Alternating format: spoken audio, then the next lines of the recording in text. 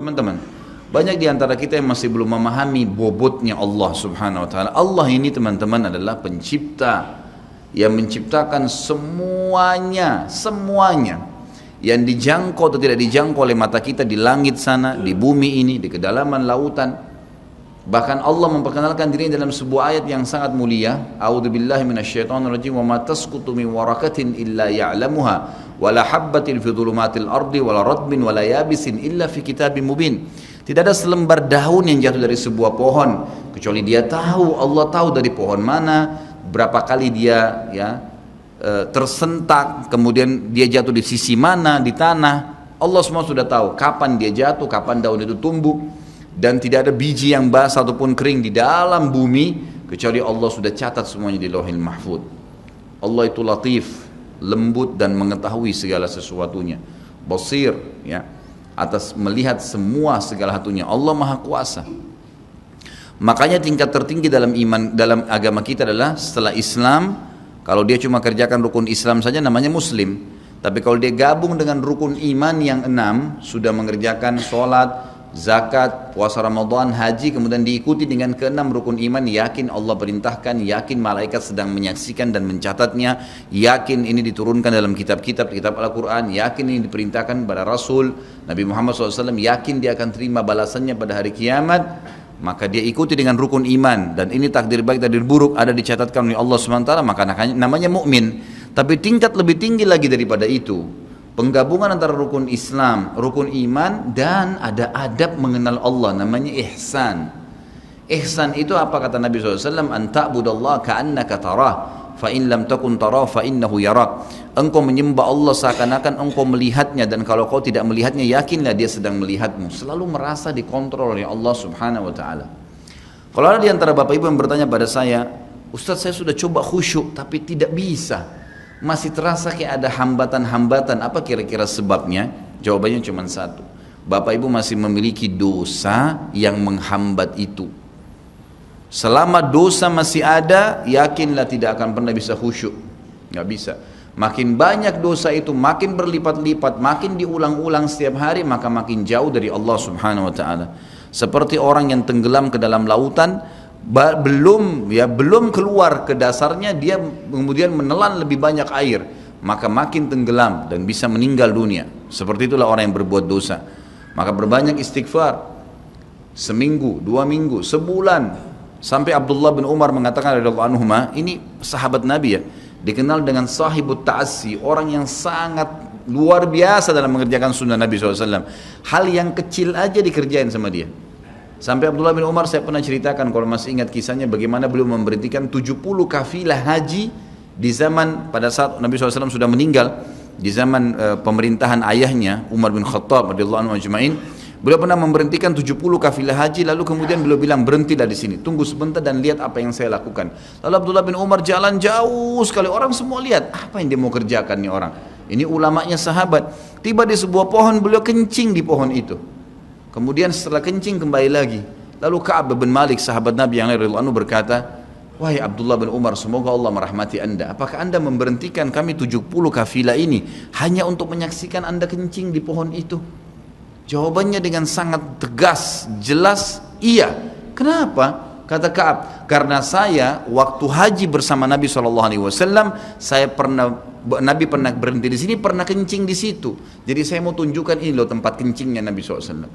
Saking luar biasanya Abdullah bin Umar dalam masalah ini. Beliau pernah berkata, teman-teman sekalian, padahal terkenal dengan sahibut ta'assi ya, tidak ada sunnah Nabi yang ditinggalkan, selalu dikerjakan. Beliau mengatakan, saya tahu atau saya pernah berbuat dosa, tapi beliau tidak sebutkan, saya pernah berbuat dosa, pelanggaran yang itu kecil di mata saya, mungkin sebuah pelanggaran kecil. Ternyata Allah Subhanahu wa taala mengharamkan saya dari sholat subuh berjamaah sebulan. Jadi kalau ada orang di antara bapak-bapak yang sholat subuh kebablasan tidur, itu ada dosa. Beliau mengatakan bahkan karena dosa kecil itu sudah cukup sebulan saya terharamkan sholat subuh berjamaah. Ada di antara mereka yang mengatakan juga, di antara para sahabat dan ulama tabi'in, saya gabungkan perkataan-perkataan mereka, banyak di antara mereka yang mengatakan, dan hampir sama semuanya. Mereka mengatakan, kami tahu ya, atau saya mengetahui perubahan, ada dosa yang saya lakukan pada saat terjadi perubahan pada pasangan saya. Suaminya kah marah-marah, istrinya kah buat ulah, anaknya kah buat ulah. Itu berarti permasalahan ada dalam diri dia. Mereka mengatakan, saya tahu ada kesalahan dosa yang saya kerjakan dengan Allah Azza wa Jal pada saat terjadi perubahan di pasangan hidup saya, anak-anak saya dan tunggangan saya. Kuda mau dinaikin jadi masalah. Kita mau starter mobil pagi, mati mesinnya. Ada saja masalah.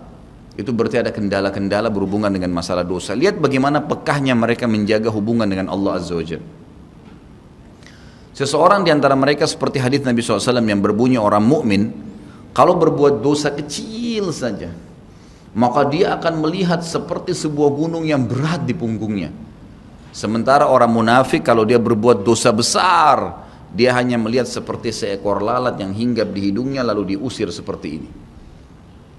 Kiat teman-teman sekalian untuk dekat dengan Allah Subhanahu wa taala adalah kata kuncinya paksakan ibadah dan paksakan tinggalkan dosa. Harus dipaksa. Harus kita paksa jiwa kita ini. Cambuk jiwa itu, cambuk dengan ilmu dan keimanan. Mulai sekarang saya mau on time sholat di masjid, tidak mau ketinggalan. Apapun konsekuensinya, paksain. Sesuatu kalau sudah dipaksakan dan menjadi sebuah kebiasaan akan enak dikerjakan. Otomatis.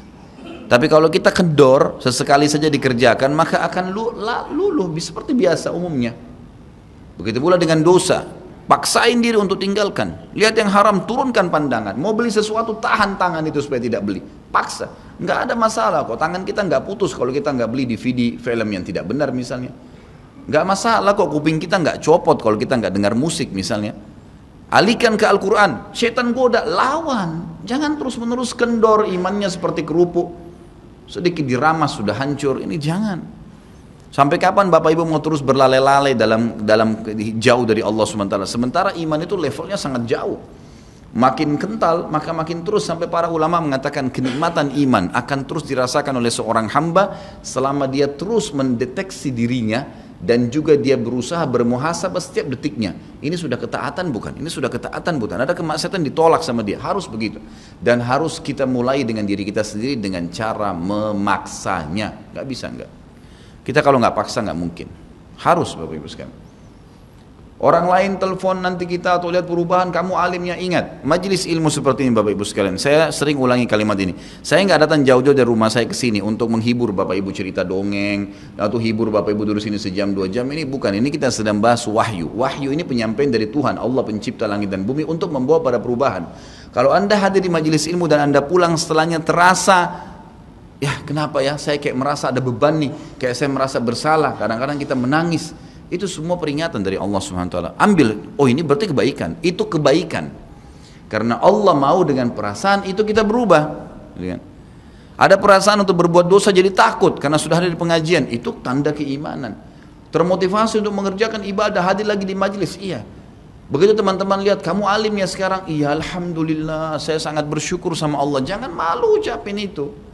Alhamdulillah saya berubah, saya merasa luar biasa, saya bersyukur sama Allah karena Allah masih bisa berikan keselamatan saya sebelum saya meninggal. Mudah-mudahan kamu juga bisa rasain ya keimanan saya. Motivasi dia supaya dia mau ikut. Ini enggak, kamu sekarang alim ya, masa pakai jilbab begitu, kenapa kamu pelihara jenggot, masa azan harus selalu ke masjid. Kemudian, oh iya ya, udah sini aja sholat sama saya, kendor, sholat di rumah, kendor, ganti lagi kembali jilbabnya jilbab gaul dan seterusnya. Ini sampai kapan kita mau tergoda nih kira-kira? Waktu terus berjalan. Ingat, setiap peluang ibadah, Bapak Ibu sekalian, ingat, Allah peringatkan Anda dan saya seperti cuma ini, penyampaian. Dan kita yang mengubah diri kita. Tidak mungkin saya mengontrol Anda satu-satu di rumah Anda, atau tidak mungkin Allah Subhanahu wa taala menurunkan tangan dari langit. Tetapi Allah Subhanahu wa taala memberikan kepada kita penyampaian dan berikan hati nurani untuk bisa menyentuh hati nurani kita agar kita melakukan, ya, mengerjakannya. Harusnya begitu. Jangan pernah malu untuk berubah menjadi orang lebih baik. Yang malu itu kalau kita menjadi orang lebih buruk. Ingat, peluang-peluang ibadah yang Anda sudah sia-siakan, wallahi Bapak Ibu sekalian, demi Allah Anda akan sesali nanti. Di hari kiamat nyesal, ya Allah, kenapa dulu saya nggak puasa Senin itu ya? Nyesal, ya Allah, kenapa dulu saya nggak sholat tahiyat masjid ya? Saya malah duduk di depan masjid cuma ngobrol-ngobrol. Ya Allah, kenapa dulu saya nggak maksimal bacanya cuma surah pendek ya? Kenapa nggak surah panjang ya? Ini ibadah saja bisa kita sesalin, apalagi kalau dosa, malah lebih parah itu. Menyesalnya luar biasa, tapi nggak ada gunanya. Peluang-peluang ibadah yang Anda sudah sia-siakan tidak akan pernah bisa diperbaiki. Nggak bisa. Ini tadi kalau ada orang tidak ikut sholat sama kita berjamaah maghrib misalnya, kemudian mereka ikut di pengajian lalu merasa tersentuh, coba ya saya ikut dari awal ya, memang betul penyesalan bagus, tapi sudah dicatat dan tidak akan pernah berubah di buku amal. Pada hari itu, jam itu, sholat itu telat, pahalanya beda dengan orang yang awal waktu. Apa yang membuat dia telat? Ya dia sendiri, konsekuensinya. Jangan gitu. Makanya motivasi Nabi SAW sangat banyak untuk mengerjakan sholat di awal waktunya, motivasi untuk di saf pertama, motivasi untuk tidak ketinggalan takbiratul ihram pertama imam, semuanya itu untuk menjaga hubungan dengan Allah Azza wa Jalla. Jadi untuk dekat dengan Allah harus memaksakan diri dalam ibadah dan harus memaksakan diri untuk meninggalkan dosa. Bagaimana tangganya untuk sampai ke sana? Ilmu, majlis ilmu. Hadir di majelis ilmu seperti ini Bapak Ibu sekalian, saya bukan mengatakan karena saya menyampaikan, siapa saja di antara teman-teman dai yang sampaikan, semoga Allah ikhlaskan niat kita semua, itu harus dihadiri, harus. Hadiri majelis ilmu akan mengubah kita. Kalau tidak, dengar, bawa Walkman, bawa headset, bisa dengar di HP kita. Sekarang bisa daripada kita nonton, orang banyak habisin pulsanya hanya nonton YouTube hal-hal yang tidak ada manfaatnya. Nonton ceramah tuh, dengarin. Sambil belanja, sambil macet di jalan, pasang headset di kuping, kemudian kita dengarin ceramah-ceramah itu. Tambah ilmu dengan ilmu, tidak ada kata cukup.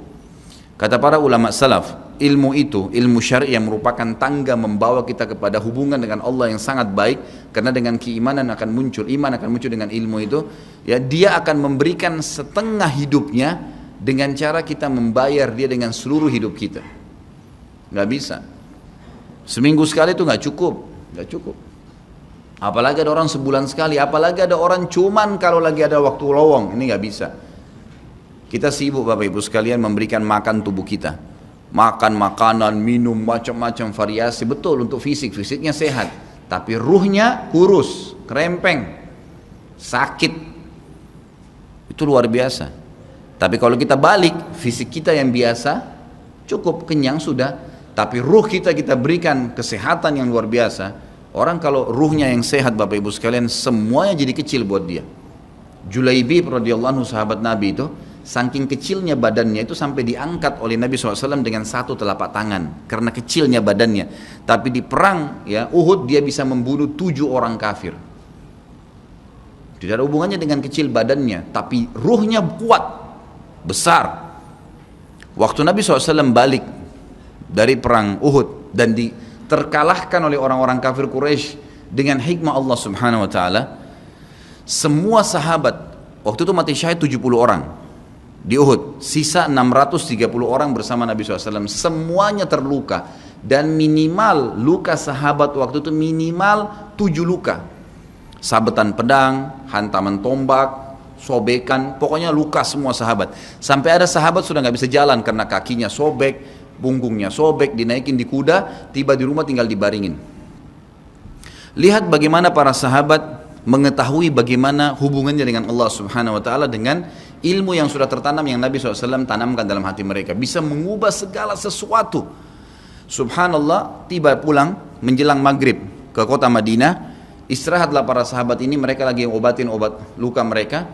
Nabi SAW dapat wahyu menyuruh Nabi SAW dan para sahabat keluar mengejar Quraisy.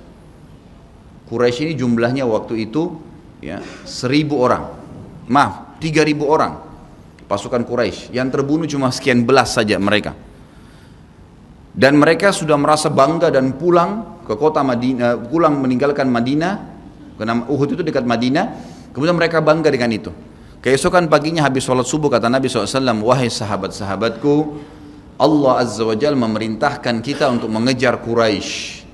Maka pulanglah masing-masing kalian di suku kalian, lalu motivasi siapapun yang ikut kemarin di Uhud, semua, mau sakit, mau enggak, mau luka, mau enggak, tapi ini luka semua nih, minimal punya 7 luka, ya.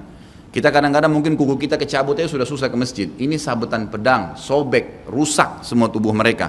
Dikatakan dalam riwayat sampai para sahabat ada yang tidak bisa ngomong karena sudah kesakitan yang luar biasa. Kata Nabi SAW, semua yang ikut di Uhud kemarin keluar lagi. 630 orang semua harus keluar. Bagaimana caranya? Pokoknya ngumpul keluar, perintah Allah. Coba bayangin, kita kadang-kadang habis olahraga saja capek, diajak keluar sama istri atau diajak keluar sama suami, kita sudah nggak mau keluar. Capek biasa olahraga, atau mungkin penat, capek duduk di kantor mau istirahat. Ini habis perang, badannya disabet-sabet, diajak berperang lagi nih. Apa yang terjadi teman-teman sekalian? Pulanglah pimpinan-pimpinan suku sahabat ini, dimulai dengan Sa'ad bin Mu'adz radhiyallahu anhu, sahabat Nabi yang mulia. Luar biasa ini. Orang ini pada saat meninggal, kata Nabi SAW, goncang arsy-Nya Allah dengan meninggalnya Sa'ad. Saat pulang ke kaumnya lalu berkata, wahai kaumku, sesungguhnya Nabi SAW menyuruh kalian untuk kembali menyerang Quraisy. Pada saat itu mereka lagi kumpul saling ngobatin luka, dan di depan mereka yang saling ngobatin luka itu adalah Usaid bin Khudair, sahabat Nabi yang mulia. Ini sahabat Nabi yang satu dari Aus ini, kalau membaca Al-Quran malaikat turun dari langit dengarin bacaannya. Luar biasa. Lagi ngobatin lukanya sambil dia berkata, waktu dikatakan Nabi SAW menyuruh kalian mengejar Quraisy, kata Usaid bin Khudair lagi ngobatin lukanya, sami'na wa ata'na, kami dengar dan kami patuh, ditinggalin lukanya. Lalu seluruh suku itu saling nopang satu sama yang lain, mendatangi masjid Nabi SAW untuk ikut berperang lagi. Nggak ada satupun yang tinggal. Ada yang luar biasa, saya terus terang nangis waktu dengar kisah itu, luar biasa. 2 orang anak muda Ansar, saya setiap kenang kisah ini selalu nangis, nggak bisa tahan karena luar biasa. Anak 2 orang ini belasan tahun umurnya, dan dua-duanya nggak bisa jalan, Bapak Ibu sekalian, nggak bisa jalan. Luar biasa, sudah sobek kakinya, sobek punggungnya, bahkan dikatakan di bagian leher ada irisan, di bagian lehernya ada irisan, gitu kan. Kesakitan. Dua-dua ini diturunkan dari kuda, ditidurkan, adik kakak nih. Tapi saya tidak ingat, namanya tidak disebutkan dalam kisah, tapi ini kisah luar biasa. Dan kemarin kebetulan Imam Masjid Haram atau saya lagi umroh nyebutin kisah itu juga. Hampir satu masjid orang menangis mendengarkan kisahnya. Dia mengatakan, waktu sampai ke telinga adik kakak ini umurnya belasan tahun ya, di bawah 20 tahun. Kalau Nabi SAW memanggil seluruh yang hadir di Uhud untuk kembali berperang. Ini mereka nggak bisa jalan nih. Si kakak bilang sama adiknya, kita nggak bisa tinggal di sini nih. Rasulullah SAW sudah memanggil kita untuk menjawab panggilan Allah. Kata adiknya, bagaimana caranya kita merangkak? Bagaimana caranya kita ke sana? Nggak ada yang bisa nopang. Ini berdua lagi sakit.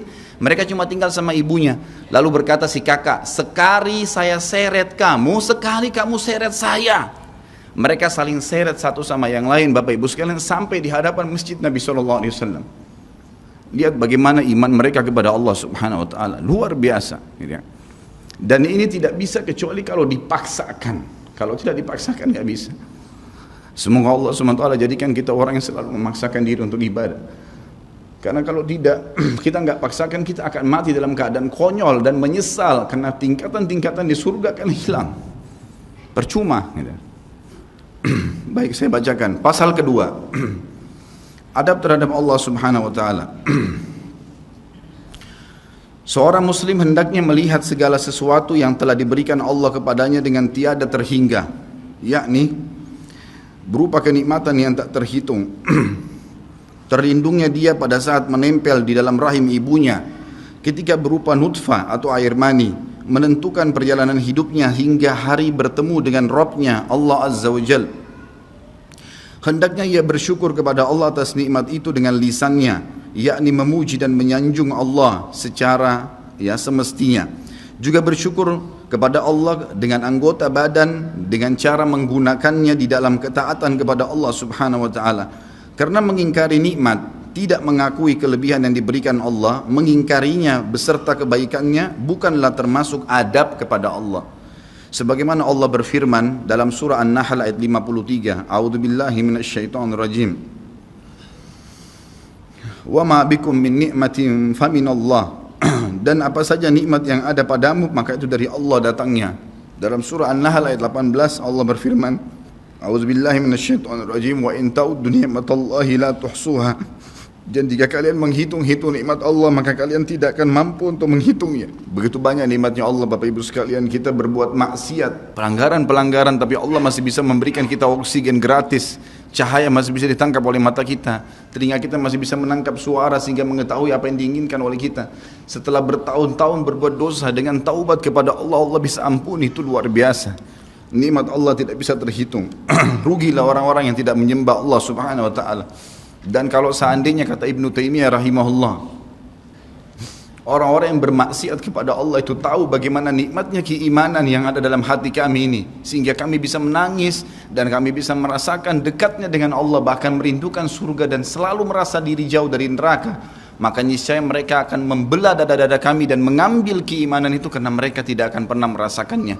Keimanan akan membuat makanan sederhana menjadi mewah, tidur di tempat yang biasa akan menjadi nyaman, bahkan cobaan seberat apapun menjadi kecil buat kita karena keimanan kepada Allah subhanahu wa ta'ala. Dan itu sebuah nikmat, itu hanya bisa dirasakan kalau kita betul-betul memaksakan diri beribadah kepada Allah subhanahu wa ta'ala. Allah berfirman dalam surah Al-Baqarah 152 dari selanjutnya, A'udzubillahi minasyaitonirrajim, fadhkuruni azkurkum washkuruli wala takfurun. Ingatlah selalu aku, kata Allah, selalulah berzikir, selalulah patuh, selalulah kerjakan ketaatan-ketaatan, nikmatilah yang halal, jauhilah yang dilarang, maka aku akan ingat kepada kalian. Bayangkan kalau seorang presiden mengingat kita, bagaimana bangganya kita disebut-sebut nama kita di hadapan orang-orang yang di sekitarnya. Bagaimana dengan Allah pencipta langit dan bumi yang mengingat kita. Dan bersyukurlah kepadaku dan jangan kalian mengingkari nikmat-nikmatku. Oleh karena itu, tidaklah beradab jika seseorang lari kepada sesuatu yang tidak memiliki tempat pelarian, bersandar kepada yang tidak memiliki kemampuan apapun, serta bertawakal kepada yang tidak mempunyai daya dan kekuatan. Allah subhanahu wa ta'ala berfirman dalam surah Hud ayat 56, A'udzu billahi minasyaitonir rajim, ma min dabbatin illa huwa akhidun binasiyatiha. Tidak ada sesuatu atau tidak ada suatu binatang pun melainkan dialah yang memegang ubun-ubunnya. Allah subhanahu wa ta'ala memegang semuanya. Harimau pun yang buas. Demi Allah Bapak Ibu sekalian, kalau anda minta kepada Allah, tidak akan bisa menerkam anda. Pasti itu. Api pun tidak membakar Nabi Ibrahim alaihissalam karena memohon kepada Tuhannya api itu. Semuanya bisa berubah dengan hubungan kepada Allah subhanahu wa ta'ala. Ini kekuatan yang luar biasa ini. Seseorang kan sangat tenang hidup dimanapun asal dia jaga hubungannya dengan Allah subhanahu wa ta'ala.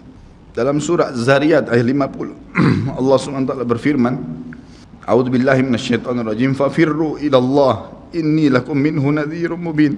Bersegeralah kalian kembali kepada Allah, taatilah Allah, sesungguhnya aku sebagai pemberi peringatan yang nyata dari Allah subhanahu wa ta'ala kepada kalian. Nabi SAW mengingatkan orang-orang Mekah pada saat mau turun ayat ini. Beliau mengatakan, wahai orang-orang Quraisy, apakah kalau saya mengatakan bahwasanya di luar kota Mekah ini ada pasukan yang akan menyerang kalian, kalian akan percaya apa yang saya ucapkan? Kata orang-orang Quraisy, tentu saja hai Muhammad, karena kami tidak pernah dengar kamu bohong sekalipun seumur hidupmu. Maka Nabi SAW segera menunggangi keadaan tersebut, mengatakan, wahai Quraisy, ketahuilah sesungguhnya saya utusan Allah dan di belakang saya ini ada azab yang menyedihkan, jangan sampai kalian kufur. Jadi Nabi SAW sudah mengingatkan, ikutin ini, nikmatin apa yang diperintahkan, apa yang dihalalkan, jauh yang dilarang, kalian akan bahagia. Hanya itu saja perintah dari Allah subhanahu wa ta'ala. Nabi SAW sudah mengingatkan orang-orang Quraisy dan juga jadi pelajaran buat kita. Juga dalam firman-Nya surah Al-Maidah ayat 23, A'udzu billahi minasyaitonir rajim, wa 'alallahi fatawakkalu in kuntum mu'minin. Dan hanya kepada Allah lah kalian harus bertawakal, mengembalikan semua urusan jika kalian benar-benar orang yang beriman. Sisi yang lain, seorang muslim juga harus melihat kepada kelemah lembutan Allah subhanahu wa ta'ala kepadanya di dalam setiap urusannya, melihat kepada kasih sayang Allah kepada dirinya dan seluruh makhluknya, lalu berkeinginan kuat untuk mendapatkan tambahan kelembutan dan kasih sayang itu, sehingga dirinya akan selalu merendahkan diri kepada Allah dengan kerendahan yang murni dan dengan doa, bertawassul kepadanya dengan perkataan yang baik dan amal soleh. Kalau kita lagi makan, syukuri alhamdulillah. Dan ingat teman-teman sekalian, saya pernah jelaskan juga, hati-hati dengan hukum syamata namanya. Syamata itu merendahkan orang lain. Kalau ada sesuatu yang tidak ada pada kita teman-teman sekalian, syukurlah kepada Allah subhanahu wa ta'ala. Jangan pernah sampai menghina orang lain, karena Allah meninggikan derajat kita justru dengan kita bersyukur. Kata Nabi SAW, kalau kalian lihat aib pada diri seseorang, ucapkanlah alhamdulillahilladzi afani mimma btala bihi wa faddalani ala katsiri mimma khalaqa tafdila. Segala puji bagi Allah yang telah menyelamatkan saya dari apa yang dicobakan kepada orang ini dan mendahulukan saya dengan kelebihan yang banyak dari makhluk-makhluk yang lain. Kita harus seperti itu, dengan syamata. Kata Umar radhiyallahu anhu, apa itu syamata seperti ini? Umar bin Khattab berkata, aku khawatir kalau ada seorang wanita hamil lewat di depanku karena perutnya besar, lalu aku berkata dalam diriku, kenapa ya perutnya seperti itu? Maka Allah menghukumku dengan membuatku hamil. Sampai begitu mereka mengatakan, dan berhati-hati sekali dengan kelemah lembutan Allah subhanahu wa ta'ala. Allah lah yang telah membuat binatang yang ada binatang yang indah bulunya, yang bagus tampangnya, dan ada Allah juga ciptakan buruk di mata manusia untuk menunjukkan keajaiban dan kemahakuasaannya Allah. Ada ikan yang indah untuk dilihat, ada ikan yang seperti batu buruk. Kita cuma mengatakan subhanallah yang telah menciptakan yang baik dan buruk. Subhanallah yang telah menciptakan yang sehat dan sakit. Subhanallah yang telah menciptakan yang putih dan hitam. Subhanallah dan subhanallah. Bukan justru kita menghina teman-teman sekalian. Kalau ada sesuatu yang menimpa orang lain yang tidak ada pada kita, syukurilah nikmat Allah subhanahu wa ta'ala. Dan jangan sampai kita merendahkan orang lain. Ini semua merupakan adab, kata beliau, terhadap Allah yang menguasainya. Maka bukanlah orang yang beradab orang yang berputus asa dari mencari tambahan rahmatnya yang luas, meliputi segala sesuatu, berputus asa dari kebaikan Allah yang tak terhingga, yang mencakup seluruh alam semesta ini, serta kelembutannya yang tercurah untuk segenap makhluk. Allah subhanahu wa ta'ala berfirman di dalam A'raf 156, A'udzu billahi minasyaitonir rajim, wa rahmati wasi'at kulla syai', dan rahmatku meliputi segala sesuatu. Kata ulama tafsir, hewan pun kalau yang buas kemudian dia menerkam mangsanya, lalu dia meminta maaf kepada Allah, maka rahmatnya Allah akan meliputinya. Seseorang membunuh orang lain pun, sebagaimana masuk dalam sebuah hadis, Allah tertawa melihat dua orang yang saling membunuh, kemudian dua-duanya masuk surga. Lalu para sahabat bertanya, ya Rasulullah, bagaimana ceritanya dua orang itu? Kata Nabi SAW, yang satunya mukmin, yang satu kafir. Lalu kemudian si kafir membunuh si mukmin di kancah peperangan, mati syahidlah si mukmin tadi. Berjalan waktu, si kafir mendapatkan hidayah, akhirnya juga masuk Islam, dan dia berperang lalu dibunuh oleh orang kafir yang lain. Orang mukmin yang pertama terbunuh dengan orang kafir yang akhirnya masuk Islam juga terbunuh di kancah peperangan, dua-duanya masuk surga, dan Allah menyambutnya dengan rahmatnya. Allah tersenyum dan tertawa dengan dua orang ini.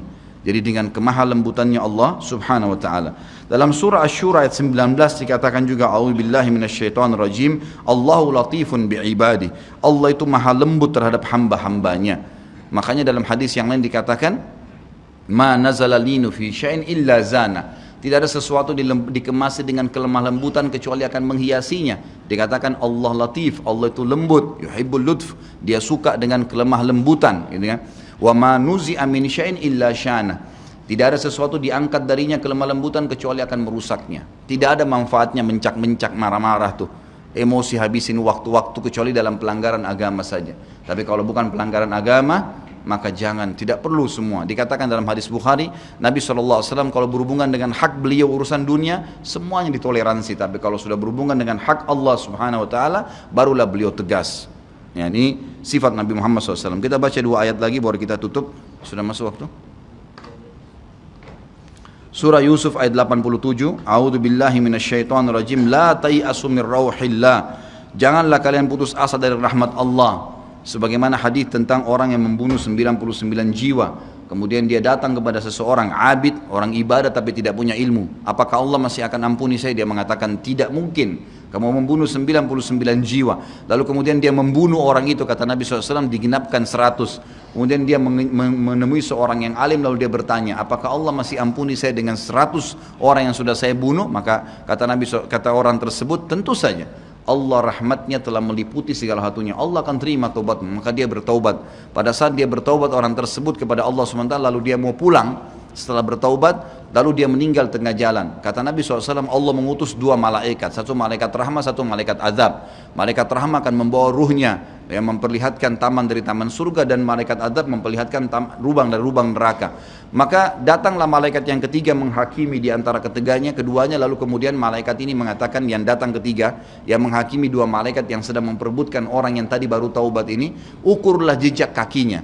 Maka diukur, ternyata jalan menuju ke tempat taubatnya itu lebih 1 jengkal kaki, ya, 1 jengkal kaki saja. Maka dengan itu Allah masukkan dia ke dalam surga. 100 jiwa sudah dibunuh, teman-teman sekalian. Ini bukan main-main, dosa yang sangat besar, tapi rahmat Allah sangat luas. Az-Zumar ayat 53 kata Allah Subhanahu wa taala juga, a'udzubillahi minasyaitonirrajim, wala taqnatu mir rahmatillah. Jangan pernah putus asa dari rahmat Allah Subhanahu wa taala. Paragraf terakhir yang saya bacakan, nanti insya Allah kita lanjutkan setelah sholat ba'diyah isya. Seorang muslim harus melihat bagaimana dahsyatnya siksaan Rabbnya. Allah SWT maha lembut, tapi jangan lupa Allah azabnya sangat pedih.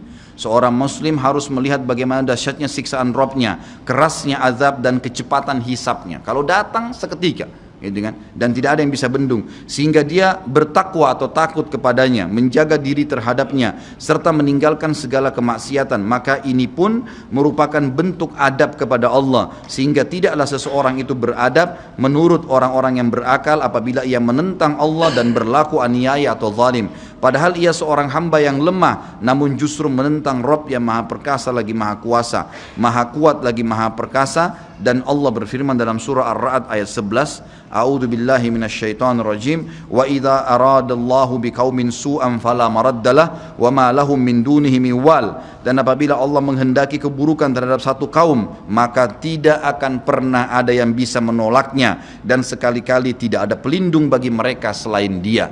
Kalau Allah sudah mau hancurkan, maka tidak akan pernah ada yang bisa membendung.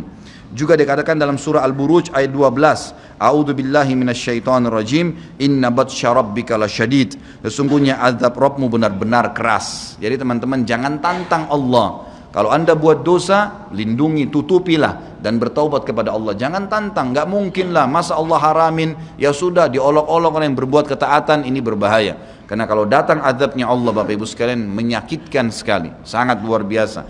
Saya sarankan juga Anda bisa ya melihat di YouTube azab-azab Allah, itu akan banyak cuplikan yang orang-orang memang kena kutukan dari Allah Subhanahu wa taala. Bisa mudah-mudahan menambah iman kita. Ayat yang terakhir adalah surah Al-Imran ayat 4 yang bunyinya, A'udzu billahi minasyaitonir rajim, wallahu azizun dzuntiqam. Allah itu maha perkasa, maha mulia, dan Allah mempunyai balasan siksaan yang sangat keras. Ingat, Allah memang maha pengampun, tapi Allah juga dari sisi lain azabnya sangat keras. Maka harus hati-hati Bapak Ibu sekalian dalam menjaga hubungan dengan Allah Subhanahu wa taala. Nanti kita lanjutkan lagi dengan yang tersisa setelah salat ba'diyah insyaallah. Subhanakallahumma wa bihamdika asyhadu an la ilaha illallah astaghfirullah wa atubu ilaih. Wassalamualaikum warahmatullahi wabarakatuh.